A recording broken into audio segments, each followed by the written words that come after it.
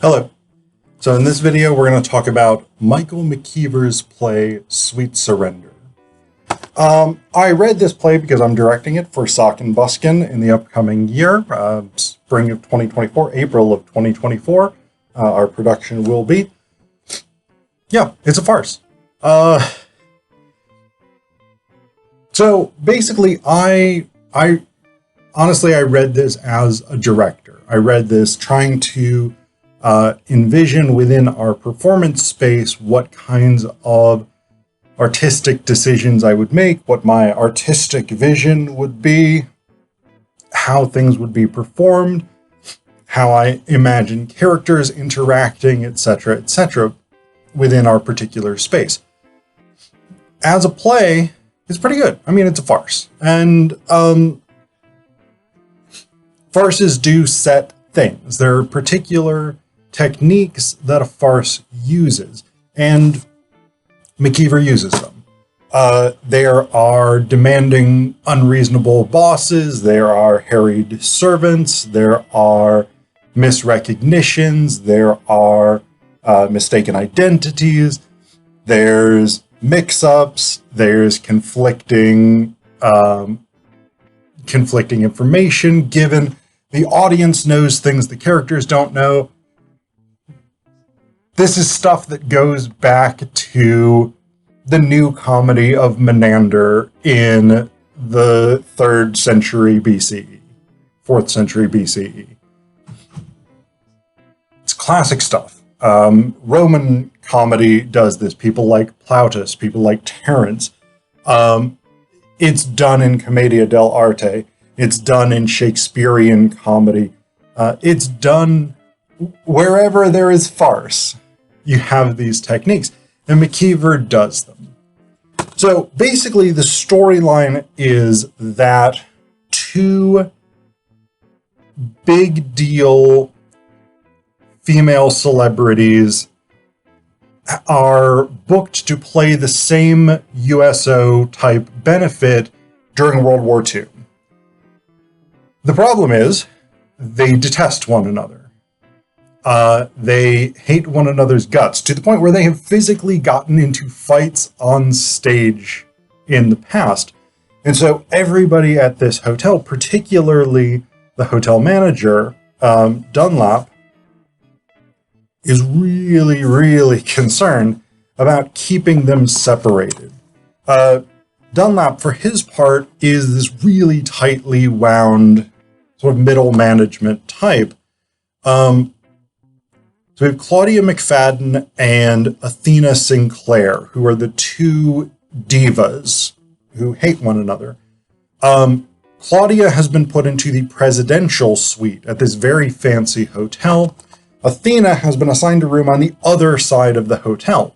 But Athena, when she arrives, so Claudia arrives, she settles in, goes to her room within the suite. Then Athena arrives, claiming that she had talked to someone on the phone and they had assured her she was going to be in the presidential suite. So she sets up and she ends up going to the other room. Dunlap is trying to sort this out because he knows if the two women see one another, they will destroy this room that has just been refurbished after it was destroyed by a group of GIs brought in by Mrs. Everett P. Osgood, who is this sort of busybody matron type woman, who's the head of, I forget what it's called, Palm Beach Ladies for Unity, or PBLFU for short, if that's a helpful acronym for you. Basically, she sets up this benefit, and she seems to believe that it's a really good idea to bring bunches of servicemen into this really fancy hotel and just let them do whatever they want. And so over the course of this play, she actually brings in a bunch of sailors from the Navy who are jumping from the 4th floor balconies into the pool. They are throwing other guests into the pool. They're lighting fires in the lobby. They're just destroying stuff. They're just wrecking this hotel. And so Dunlap is trying to deal with that while he's trying to keep these two divas separated so that they don't have an all-out brawl.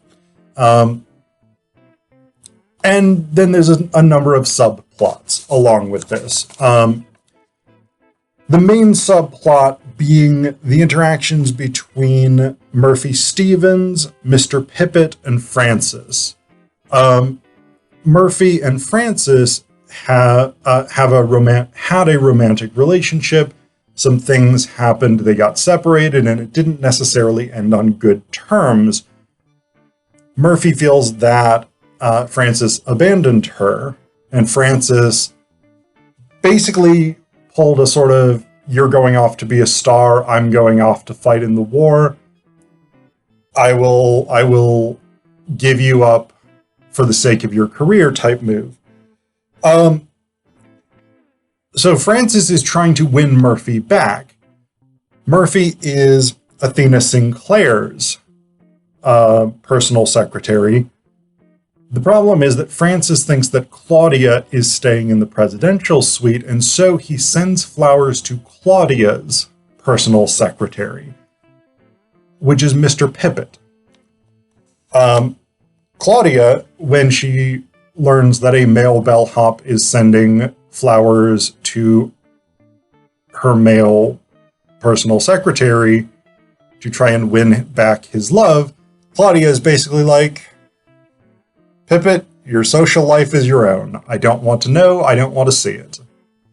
And so that misrecognition, misunderstanding is sort of the main subplot here. So as I was reading this with my director's hat on, one of the... this may get very specific now to our particular production and the space that we have, the resources that we have with Sock and Buskin. One of the things that the description says is basically that this is a very, very nice hotel. For instance, it says, this is a room that exudes breeding and wealth. Not cheeky nouveau riche wealth, but old world formal wealth. Palm Beach wealth.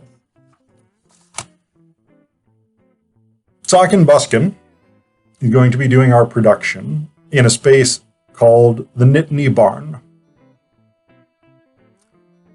It is an old barn that has been converted into a theater space. It's a great performance space. It does not say old world wealth. It says, this is a barn where all the floors and the walls and posts have been painted black for the purposes of the theater. There are rats and mice that live in there. There are a lot of bats that live in there and tend to fly around during performances. Boy, howdy, does it not say old world wealth. And so this is one of those things where, like, it's an interesting problem as a director, because if we have to follow that kind of stage direction and set up something that is going to look very classy, very, again, old money, I don't know that it's going to work with this space. This is not a space that really allows for it. On the other hand, as the director, do I get to say, we're throwing that out? Because honestly, I don't have much of an artistic vision for, oh, here's a classy old world wealth Palm Beach hotel where everything looks perfect. I find that idea rather boring. And so I'm not interested in that. But if I and the set design person / team decide that we want to throw that out, what really would appeal to me is shabby chic. A place that looks run down, that looks a bit past its prime. And so when, for instance, I think it's Dunlap who says this. Yeah, 100% renovated and on schedule as promised. So when people are talking about how classy and fancy and perfectly renovated it is, I would really like it to be slightly run down. And so part of the joke becomes that the characters are treating this space as though it is much, much more fancy than it actually is. I have to talk to our board members or producer, whoever the producer ends up being for Sweet Surrender, and see what we can do given the license. I kind of suspect that we may be able to make those changes, but I think if we can sort of play up that irony, it's actually going to become more farcical. The other thing that I'm kind of dreaming of, and it will depend on who shows up for the casting and who wants the parts, but there's two bellhops, Francis and Otis. Francis is the if we're thinking about this in terms of like classic comedy, like the Commedia dell'arte roles, for instance, Francis would be the young male lover, and Murphy would be the ingenue. They are the young, attractive couple that we want to end up together. So that does sort of limit casting for that character. But what I would, but the other bellhop is Otis, and he's a little bit, not necessarily slower, but he keeps trying to get the autographs of Claudia and Athena, even though Dunlap has told him repeatedly he cannot do that. So he's more just sort of an affable kind of guy. What I would ideally like to do, setting aside the romance angle with Murphy, is I would love to have two actors for Francis and Otis who have a kind of Laurel and Hardy vibe to them. Like, I would like Francis to be kind of a shortish, thin guy, and Otis to be a bigger, taller guy, and put Otis in a slightly too small bellhop's uniform and Francis in a slightly too large bellhop's uniform. So they're this sort of comic pairing of opposites, almost a clown bellhop type character. That's kind of one of the things I'd really, really love to do. I don't know, it'll depend on who shows up for the casting, who seems right for the roles, but like if I were just designing the perfect cast in my head, that's the one thing that's really kind of gotten me super excited so far. And the fact that those are comparatively minor characters, I don't know. I think probably part of the reason I'm so intrigued by the Otis and Francis pairing is that if there was a role in this I was going to play, I would love to play Otis, actually. Dunlap would be my second choice for a person to play, but Dunlap is on stage more than any other character, so that's a huge role. And I'm doing a small acting role right now in Sock and Buskin's It's a Wonderful Life, but it's been a while since I've really been on stage for any length of time, and I would be cautious about taking a lead role. But Otis, I think, would be really a fun role to play.